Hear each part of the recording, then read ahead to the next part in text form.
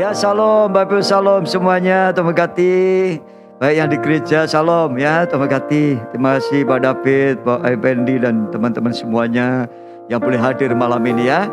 Baik, Bapak Ibu yang dikasih Tuhan, yang di rumah-rumah, shalom semuanya ya, Tuhan berkati malam ini. Kita percaya Tuhan hadir dimanapun kita berada. Nah, hari ini kita bersyukur kita akan belajar membahas satu tema tentang roh belas kasihan. Saudara-saudara, belas kasihan akan membawa mujizat. Nah, kita belajar. Ketika Tuhan memanggil kita bukan untuk menjadi sempurna. Kita sampai kapanpun tidak menjadi sempurna. Tetapi tujuan Tuhan supaya kita menjadi dewasa. Kristen yang dewasa adalah Kristen yang serupa dengan Kristus. Serupa dengan gambar Kristus. Kristus Tuhan kita penuh belas kasihan. Dan kita pun juga diajar oleh Tuhan, diminta oleh Tuhan, ayo kita penuh dengan belas kasihan. Saudara, ada satu sifat Allah, yaitu penuh dengan belas kasihan. Kalau saudara memperhatikan begitu banyak ayat tentang belas kasihan, bahkan mujizat yang terjadi dalam Alkitab ketika Tuhan Yesus melayani di dunia ini, maka seringkali firman Tuhan katakan, maka tergeraklah hatinya oleh belas kasihan. Tergeraklah hati Yesus oleh belas kasihan. Belas kasihan adalah penghubung antara surga dan bumi. Surga dihubungkan dengan yang namanya roh belas kasihan. Maka Tuhan katakan, berbahagialah orang yang lembut hatinya, dia akan mewarisi bumi. Saudara-saudara, saya rindu hati kita diubahkan malam ini menjadi hati yang lembut, hati yang penuh belas kasihan, hati yang peka, sehingga kita bukan memiliki hati yang keras. Hati yang keras itu hati yang dibenci oleh Tuhan. Bahkan Tuhan katakan, waktu engkau mendengar firman-Ku, jangan keraskan hatimu seperti di Marah dan Meriba. Satu kali orang Israel mendengar suara Tuhan, tapi hati yang keras. Lalu mereka dihukum di sana. Tapi malam ini kita semua akan diberkati Tuhan. Amin, saudara. Tuhan akan berikan hati baru, roh baru. Berikan tepuk tangan buat Tuhan Yesus. Haleluya, haleluya. Nah, saudara-saudara, malam ini apa yang dimaksud dengan belas kasihan di dalam Kamus Bahasa Indonesia, apa itu belas kasihan? Belas kasihan adalah perasaan iba, perasaan sedih ketika melihat orang lain menderita. Perhatikan baik-baik, perasaan iba, kita sedih ketika orang lain menderita. Contohnya ketika kita melihat seorang pengemis, maka kita jatuh belas kasihan. Dan kita memberikan sesuatu kepada orang itu karena belas kasihan. Ketika seorang itu mengalami penderitaan, mengalami bencana, kita timbul iba, belas kasihan. Berbelas kasihan artinya menaruh kasihan kepada orang itu. Kasih yang disertai perasaan, sependeritaan, sepenanggungan. Kita merasakan, ikut merasakan apa yang dirasakan oleh orang lain. Mungkin tetangga kita, mungkin keluarga kita, mungkin sahabat kita, bahkan kadang-kadang orang yang kita tidak kenal. Ketika mereka menaiki kendaraan, tiba-tiba terjadi kecelakaan. Orang tuanya meninggal, tinggal anaknya, sehingga kita timbul kasihan kepada anak itu. Karena akibat kecelakaan, maka anak itu menjadi yatim piatu. Ada timbul iba, timbul belas kasihan. Saudara-saudara, belas kasihan dalam bahasa Yunaninya adalah eleho. Eleho ini adalah untuk berbelas kasihan dengan kata-kata atau dengan perbuatan. Terkhususnya adalah tindakan yang didorong oleh Allah sendiri. Allah mendorong kita atau menggerakkan hati kita untuk memiliki belas kasihan. Dan kata ini adalah eleho. Dan juga ada kata yang satu lagi, saudara-saudara, alterio. Alteiro ini adalah juga dalam bentuk kata tertentu yang berhubungan juga dengan belas kasihan, saudara. Tuhan menginginkan kita punya belas kasihan, karena belas kasihan itu sifat Allah. Belas kasihan itu sifat Tuhan. Bahkan karena Tuhan kasihan kepada kita, maka Tuhan memberikan anaknya yang tunggal, sampai rela mati di kayu salib. Orang yang berbelas kasihan adalah orang yang memiliki sifat Allah. Dan sifat Allah ini menandakan sifat kedewasaan bagi orang yang mengiring kepada Tuhan. Dalam Roma 9 ayat 15, sebab ia berfirman kepada Musa, aku akan menaruh belas kasihan kepada siapa aku mau menaruh belas kasihan, dan aku akan bermurah hati kepada siapa aku bermurah hati. Belas kasihan berhubungan dengan murah hati, buah roh, orang yang hatinya murah. Belas kasihan tidak hanya kasihan. Ingat, kasihan dan berbelas kasihan beda. Kasihan, saudara bisa berkata, kasihan banget ya, dia itu bangkrut. Kasihan banget ya, orang tuanya meninggal. Kasihan banget ya, dia mengalami bencana. Kasihan banget. Ketika kita berkata kasihan, belum tentu kita itu memiliki hati yang berbelas kasihan. Karena orang yang memiliki belas kasihan harus disertai dengan tindakan. Tindakan yang menandakan belas kasihan. Dan kalau malam ini tema kita adalah belas kasihan atau roh belas kasihan itu akan mendatangkan mujizat. Itu harus ada hubungan. Kita harus lakukan dengan tindakan. Dan kita akan melihat satu contoh. Bagaimana tindakan orang-orang ini membuat seorang yang lumpuh itu mengalami mujizat. Saya rindu hari-hari ini saudara menjadi saluran berkat. Kadang kita berkata, Tuhan, aku perlu dikasihani. Di tengah kesusahan saudara masih bisa memberi kepada orang lain. Di tengah kekurangan saudara masih bisa menolong orang lain. Di tengah penderitaan yang berat saudara masih bisa berdoa untuk orang lain. Di tengah kondisi yang sudah tanpa harapan, saudara masih bisa memberikan harapan kepada orang lain. Itu yang Tuhan mau. Ketika saudara menjadi orang Kristen, Tuhan akan jadikan saudara saluran berkat. Dan saluran berkat itu tidak menunggu kita kaya dulu, tidak menunggu kita sembuh dulu, tidak menunggu kita sukses dulu. Tapi dalam keadaan apapun, orang yang memiliki roh belas kasihan akan mampu menjadi saluran berkat daripada Tuhan. Seperti Yesus waktu disalib, gak ada alasan untuk dia berdoa buat orang lain. Waktu Yesus disalib, gak ada alasan untuk memberkati musuh-musuhnya. Tetapi apa yang dilakukan oleh Yesus waktu disalib, dia berdoa untuk musuh-musuhnya, orang yang memaku tangannya, orang yang memahkotai duri di kepalanya, orang yang meludahi Yesus, orang yang mencambuk, orang yang merajam Yesus. Apa yang dilakukan Yesus? Yesus memberkati. Kenapa hati Yesus dipenuhi dengan roh belas kasihan? Dan roh belas kasihan itu tidak berubah oleh keadaan. Kalau saudara jadi orang Kristen yang penuh dengan roh belas kasihan, maka imanmu gak akan goyah kepada Tuhan dalam keadaan kekurangan. Usahamu sang bangkrut, tapi engkau tetap bisa berkata, Tuhan, aku mengasihi engkau Tuhan. Mungkin kita bisa nyanyi, aku mengasihi engkau Tuhan. Lagunya gimana? Aku mengasihi engkau Yesus dengan segenap hatiku. Aku mengasihi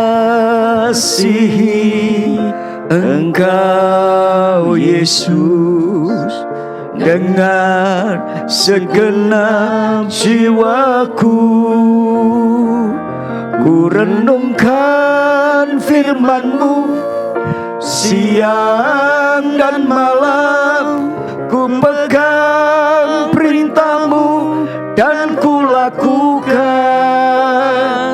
Engkau tahu ya Tuhan, tujuan hidupku hanyalah untuk menyenangkan hati-Mu. Itu nyanyian orang yang cinta Tuhan. Orang yang rohnya sudah dipenuhi oleh belas kasihan Tuhan. Dia menyadari bahwa hidupnya ini hanya untuk mengasihi Tuhan. Saya sedih ketika saya menemukan orang-orang Kristen Bahkan pelayan-pelayan Tuhan yang begitu mudah meninggalkan Tuhan, meninggalkan pekerjaan Tuhan. Ketika hidupnya diberkati, ketika gak ada masalah, dia begitu semangat ibadah, semangat melayani. Tetapi ketika masalah tiba, semua berubah. Tidak ada lagi nyanyian, aku mengasihi Engkau Yesus. Kasihnya hilang. Tapi malam ini saya rindu saudara berdoa, Tuhan berikan aku roh belas kasihan. Ada seorang ibu, seorang istri, dia punya roh belas kasihan yang begitu kuat. Compassion, belas kasihan. Suaminya begitu mengecewakan dia, saudara. Apa yang dilakukan? Dia lebih lagi berdoa dan mengasihi Tuhan. Dia berkata, Tuhan, aku tahu Engkau sanggup mengubah suamiku. Tapi kalau toh sampai hari ini suamiku belum berubah, aku akan tetap mengasihi Tuhan. Dia berdoa bertahun-tahun, saudara.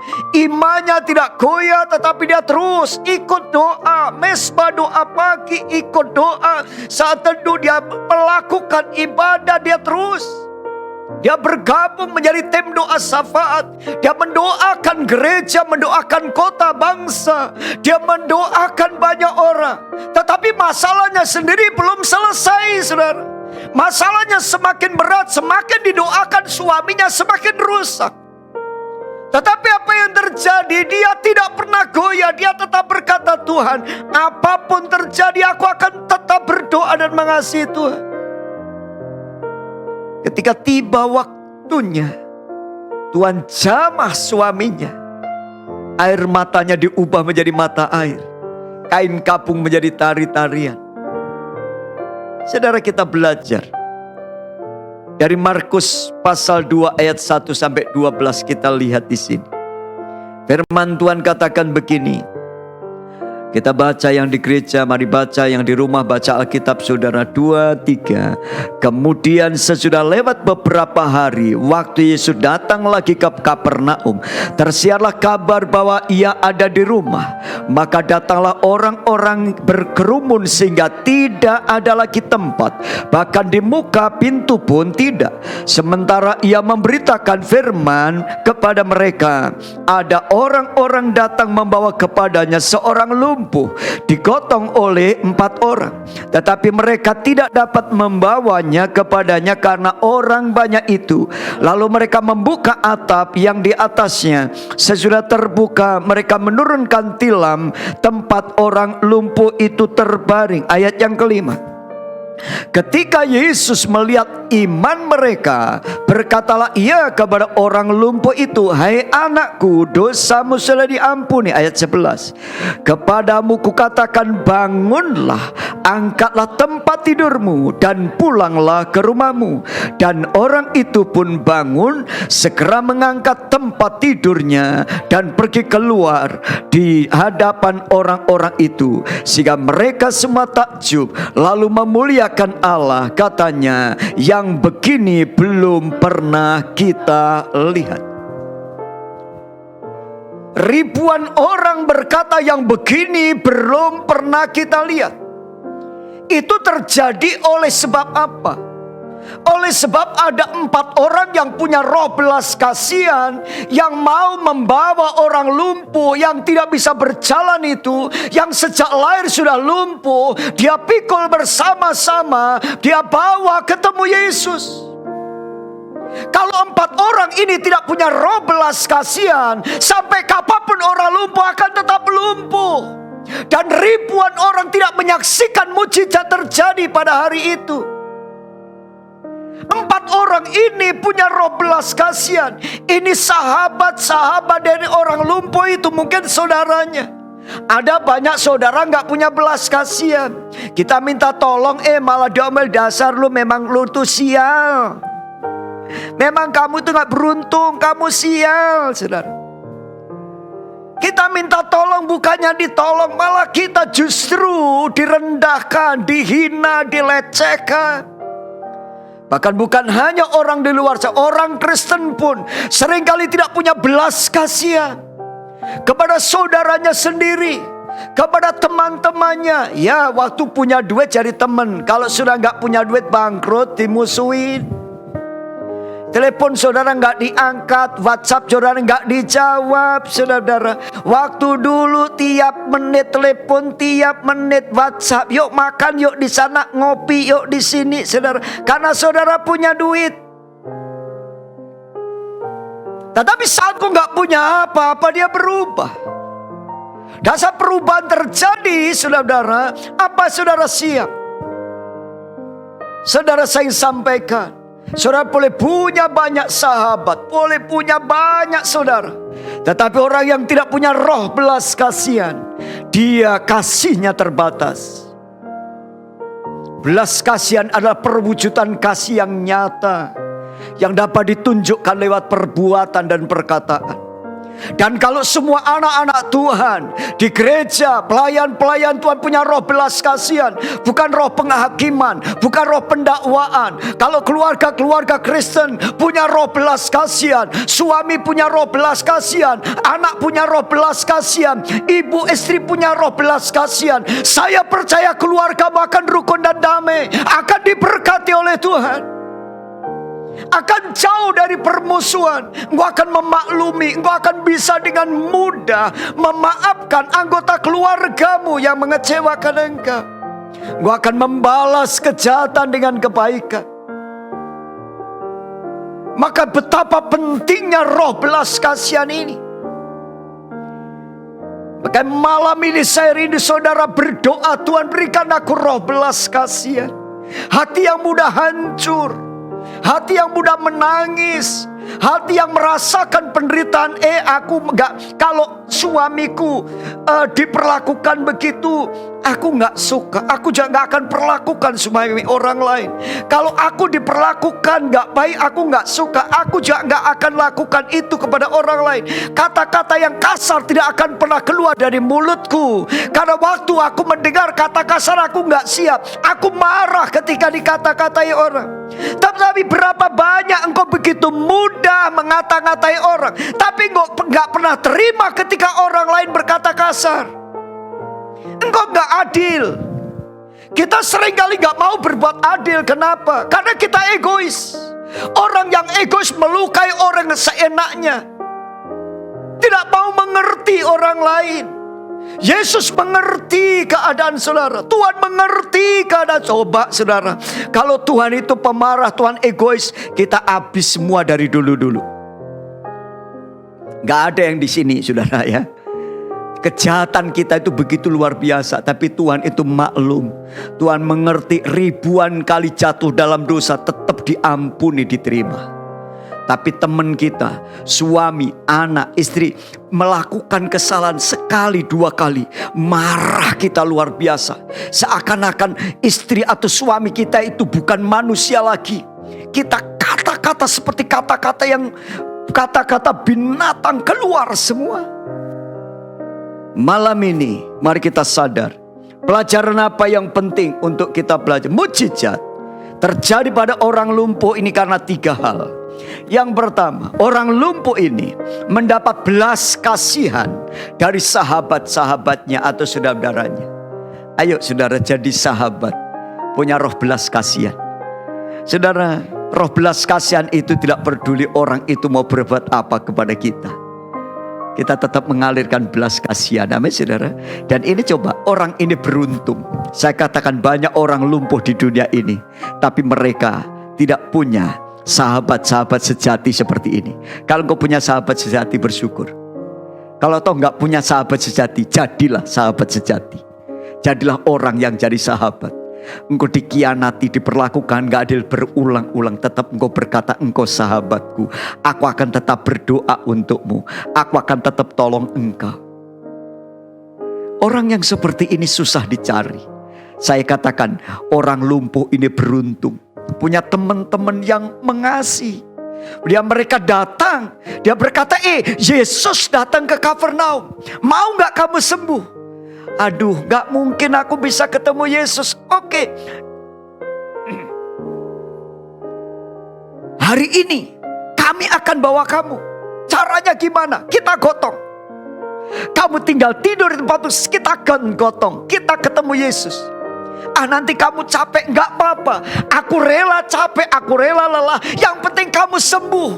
Bisa gak? Ini jauh. Di Kapernaum ini jauh. Nanti kamu susah, gak apa-apa. Aku susah, aku akan lakukan demi kamu. Aku mengasihi kamu. Aku mencintai kamu. Aku akan lakukan apapun supaya kamu sehat. Sahabat-sahabatnya ini mungkin merayu, memberikan pengharapan, menyampaikan isi hati kepada orang lumpuh. Sampai orang lumpuh berkata oke. Dan mereka jalan menemukan Yesus. Tapi apa yang terjadi saudara-saudara? Ketika ini masuk dalam rumah itu, rumah udah penuh sesak, gak mungkin bisa masuk. Maka yang kedua saudara-saudara, teman-temannya ini punya iman yang luar biasa. Ketika Yesus melihat iman mereka, ini bukannya imannya yang sakit, tapi iman yang gotong yang sakit. Yang sakit berdosa, maka Tuhan ngomong, dosamu sudah diampuni. Tetapi untuk mereka berempat, Tuhan katakan, ketika Tuhan melihat iman mereka, maka tergeraklah hatinya untuk menyembuhkan. Jadi yang kedua, jadilah orang Kristen. Selain kau jadi sahabat orang sakit, sahabat bagi keluargamu, bagi adik, bagi keluarga, bagi tetanggamu, bagi teman-teman. Kita harus punya iman yang besar. Buktinya apa? Mereka gak menyerah. Waktu semua pintu tertutup, mereka lihat ke atas. Itu ada tangga, ayo naik ke atap. Mereka bongkar atap. Dia rela lakukan apapun. Yang penting sahabatku ini sehat. Yang penting saudaraku ini sembuh dari sakit. Ini luar biasa. Iman seperti ini jarang ditemukan. Engkau baru kedua, tiga kali kunjungin temanmu yang sakit gak sembuh-sembuh, engkau sudah stop, gak kunjungin lagi. Engkau berdoa syafaat untuk orang lain, baru doa seminggu, 2 minggu udah stop, gak doa lagi. Tetapi dia tidak mau menyerah. Mereka gak punya, kita naik ke atap. Ada jalan keluar. Di atas itu kita bongkar, kita turunkan di depan Yesus. Iman yang kreatif, iman yang tahan uji, ini yang Tuhan cari. Jadilah orang Kristen. Sahabat-sahabat saya yang punya iman yang besar, iman yang hidup, iman yang kreatif, gak mudah menyerah. Kau bangkrut hari ini, tetap percaya Tuhan. Aku percaya besok Tuhan akan berkati. Ketika berkat belum turun, kau tetap berkata, Tuhan aku percaya. Tak selamanya mendung itu kelabu, gitu ya saudara. Air mata akan diubah menjadi mata air. Kain kapung akan menjadi tari-tarian. Dan iman seperti ini harus kita miliki. Orang punya roh belas kasihan dan iman yang kreatif akan membawa banyak mujizat bagi banyak orang. Berikan tepuk tangan buat Tuhan Yesus, haleluya. Banyak orang lumpuh di luar sana. Orang yang kehilangan banyak pekerjaan di luar sana. Harus apa yang dilakukan? Saudara jadilah sahabat, jadilah penolong, jadilah alat Tuhan, jadilah saluran berkat bagi mereka. Tuhan rindu gerejanya menjadi orang-orang seperti ini. Dan apa yang ketiga saudara? Yang ketiga apa yang dimiliki adalah orang ini mengalami mujizat karena perjumpaan dengan Yesus. Engkau gak bisa menyembuhkan, tapi bawalah orang ketemu dengan Yesus. Bawalah orang ketemu dengan Yesus. Bawalah orang untuk datang. Seperti malam ini, saudara bisa kirim link, sampaikan kepada teman saudara, sampaikan ke keluargamu. Saya ingat jemaat di Cipanas, waktu saya menyampaikan tema tentang Roh Kudus, dia bagikan linknya kepada temannya, dan temannya bertamu. Waktu bertamu ikut ibadah online. Dan apa yang terjadi? Saudara dari aliran gereja lain yang tidak percaya Roh Kudus, malam itu dia dijamah Roh Kudus. Dan dia berkata, baru malam ini aku mengerti kebenaran. Dan dia dibaptis dengan Roh Kudus. Kenapa? Dia kirim link. Saya gak bosan-bosan kirim link kepada Bapak Ibu yang di rumah-rumah dimanapun. Saya kirim, saya bagikan. Saya tidak berhenti berdoa. Dan saya tahu ketika kita boleh menjadi selalu berkat, urusan mujizat itu urusan Tuhan. Ayo bawa banyak orang. ketemu Tuhan. Caranya bagaimana? Saudara datang kepada Tuhan. Saudara, Tuhan berjanji, Galatia 6 ayat 2 dikatakan, bertolong-tolonganlah menanggung bebanmu, demikian kamu memenuhi hukum Kristus. Amin saudara. Dan apa janji Tuhan untuk orang yang penuh belas kasihan? Mazmur 112 ayat 5, mujur orang yang menaruh belas kasihan dan yang memberi pinjaman dan melakukan urusannya dengan sewajarnya. Orang benar akan memperhatikan hidup hewannya, tetapi belas kasihan orang fasik kejam. Siapa menghina sesamanya berbuat dosa, tetapi berbahagialah orang yang menaruh belas kasihan kepada orang-orang yang menderita. Tuhan mau kita benar-benar. Amsal 14, siapa menindas orang yang lemah menghina penciptanya, tetapi siapa menaruh belas kasihan kepada orang miskin memuliakan dia. Siapa menaruh belas kasihan kepada orang yang lemah memiutangi Tuhan yang akan membalas perbuatannya itu. Amsal 28:8, orang yang memperbanyak hartanya dengan riba dan bunga uang mengumpulkan untuk orang-orang yang mempunyai belas kasihan kepada orang-orang lemah. Para rentenir yang tidak peduli orang lain, mengumpulkan uang, nanti yang menerima adalah orang yang penuh belas kasihan. Amin saudara. Malam ini saya rindu saudara akan banyak berjumpa dengan Tuhan. Hanya berjumpa dengan Tuhan mujizat terjadi. Amin saudara. Kita bersyukur malam ini kita boleh dikuatkan oleh Tuhan. Amin.